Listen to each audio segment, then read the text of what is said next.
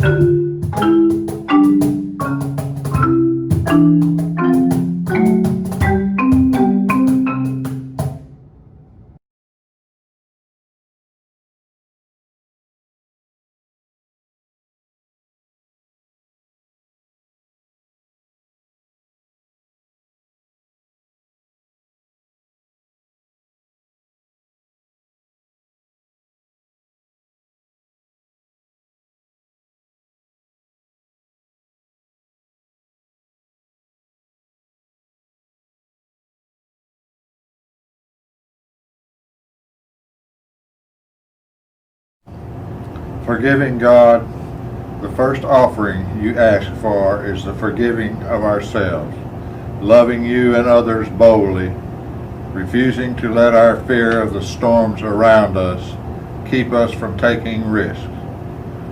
Forgive us for times when you have called us to leave our places of comfort and we've ignored the call.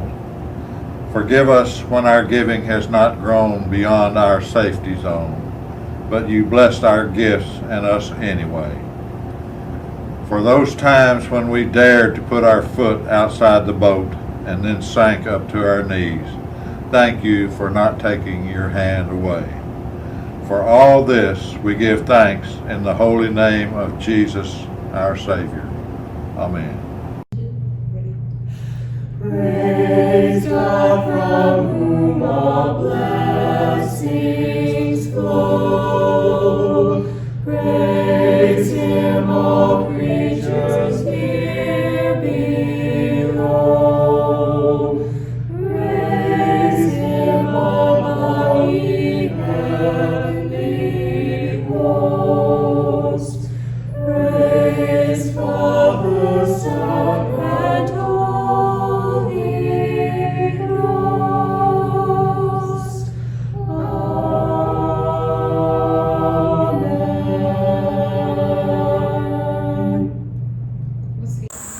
This is a responsive reading from Psalm 17, number 749.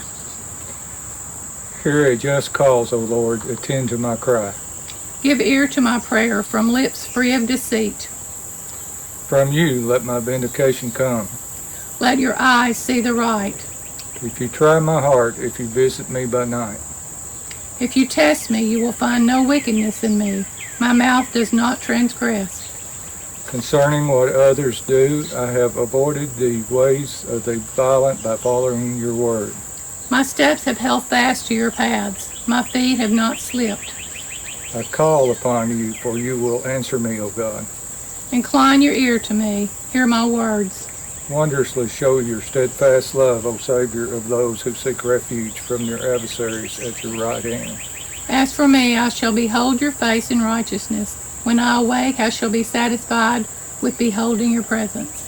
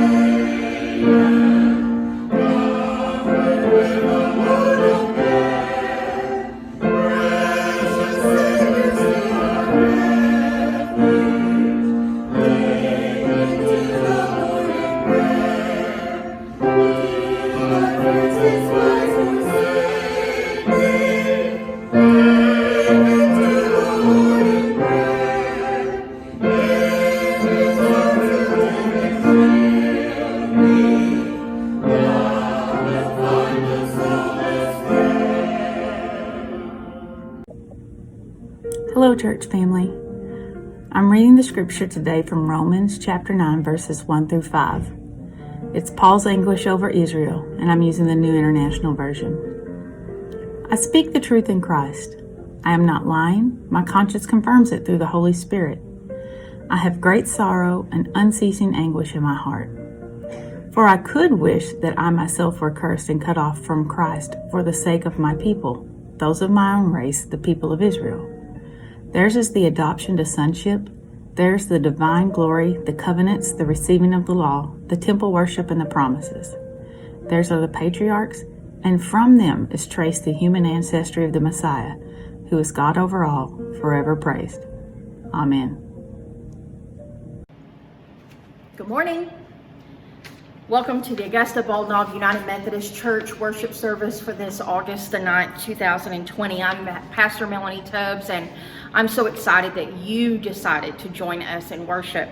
We are particularly blessed today by having Dover United Methodist Church with us in worship, while their pastor, Heather Sprinkle, has been resting and being revived, and we hope that she feels refreshed from the week off that she's had. Let us go to God in prayer. Dear Holy God, as we have come to you together from afar, we thank you for the ability and the blessing that we have to be in worship, to pray and sing songs, to remember your word. Dear God, I ask in this moment that either through me or, as often is the case, in spite of me, that you will illuminate Paul's words from Romans today. I ask this in your holy name. Amen. Paula read to you, we have been studying Romans here at Augusta and Bald Knob for the last few weeks, and Paula read to you from chapter 9, the first 5 verses of chapter 9. And in those verses, it almost sounds as if Paul is sad.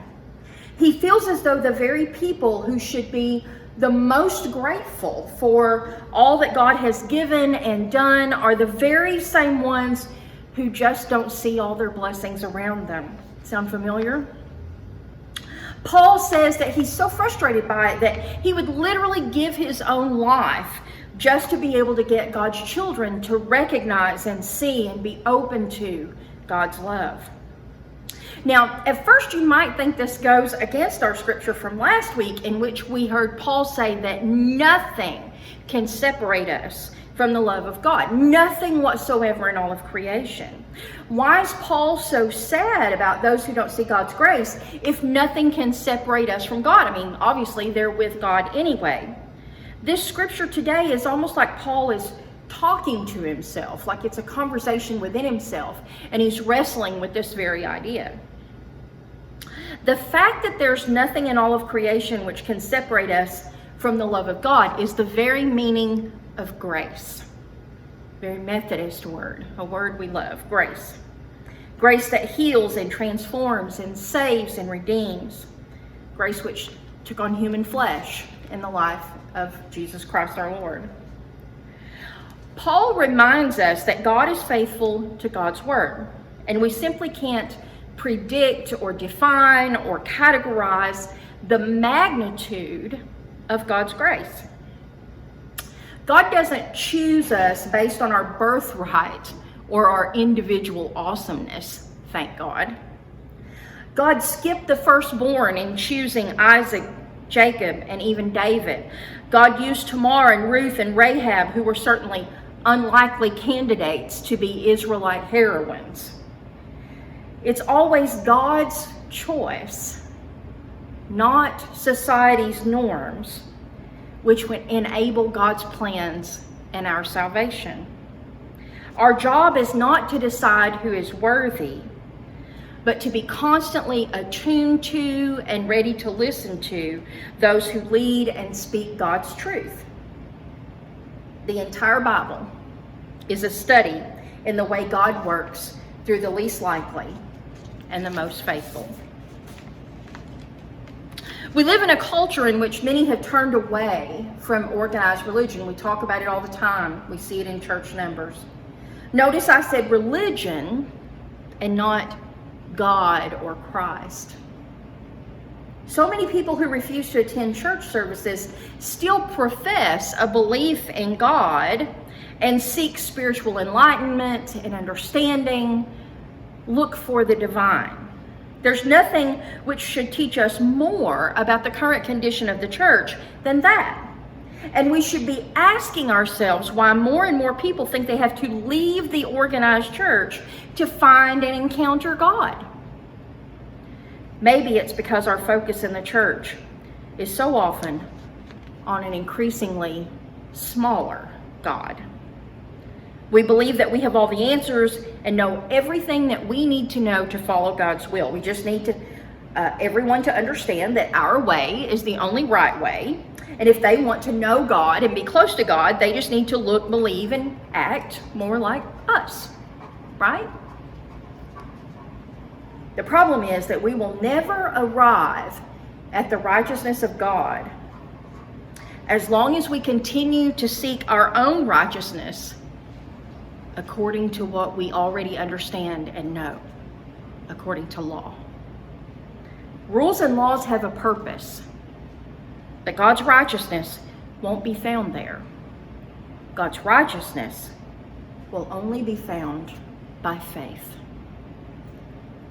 We are the people of God, not because we choose God and follow the set of rules that we happen to believe in and do it better than anyone else, but because God chooses to have a people and God's grace covers all.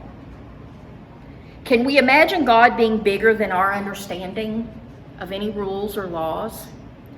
Can we imagine God being bigger than anything in our own comprehension? Can we imagine God being bigger than just loving and calling one small individual group of people and instead claiming all of humanity? Because God is bigger. God is bigger than anything we have seen or have studied. God is bigger than anything in law or in interpretation. God is bigger than anything that we will ever be able to understand. God is bigger. As humans, we are crippled by our limited understanding, and we deal with that by avoiding anything that makes us uncomfortable or isn't like us. Different and change scares us. But God's grace isn't like that. God is the creator of everything, and the creator loves its created. All of it. Even the parts that don't look like us, or talk like us, or believe like us. God's grace is so big that it would bind together all that our human limitations and distinctions tear apart. God's grace is bigger than our fear and our small-mindedness. So look around you. Every single person you see is just as loved by God as you are. Every single one. No matter their color, their religious belief, or their sexual orientation. And if we truly want to be a church which offers God to the world, to our community, we had better start remembering that and acting like it. And by the way, if you avoid going to church because you feel as though the representation of God is just too small there, then be one of God's chosen by walking in faith and going to that church and being the one to change it. May we all remember that we, along with everyone else, are God's chosen people. In the name of the Father, and the Son, and the Holy Spirit. Amen. May you be blessed this week. May you remember your pastor loves you.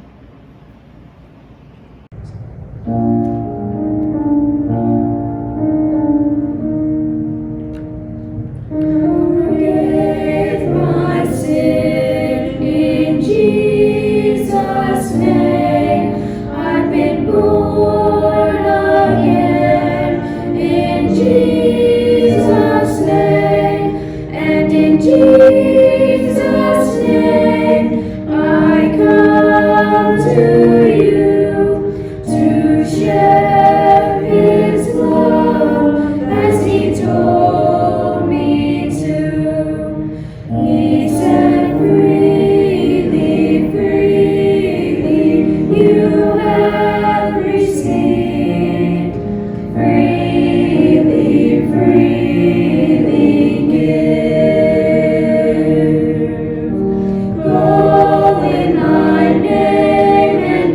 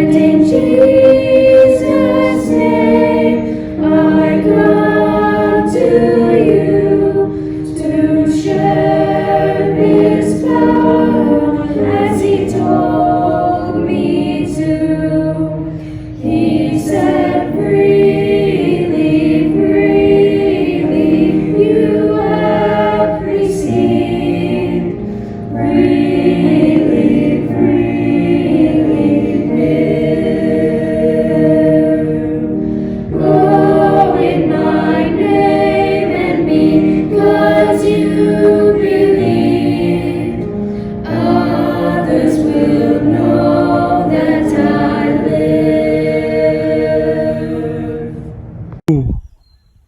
Good morning. Today we'll read the affirmation from Romans on page 887 of your hymnal.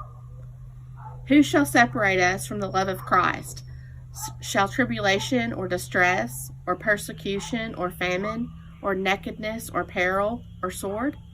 No, in all things we are more than conquerors through the one who loved us. We are sure that neither death nor life, nor angels, nor principalities, nor things present, nor things to come, nor powers, nor height, nor depth, nor anything else in all creation will be able to separate us from the love of God. In Christ Jesus our Lord, thanks be to God.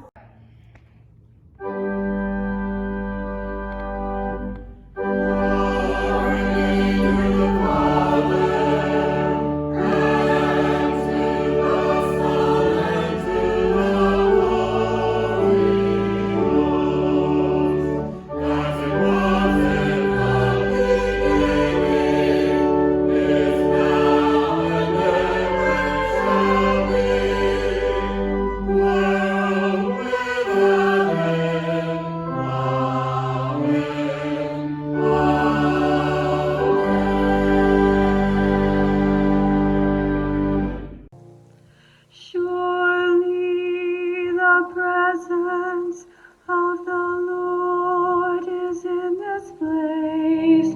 I can feel His mighty power and His grace. I can feel the brush of angels' wings. I see glory on each face. Surely the presence of the Lord is in this place.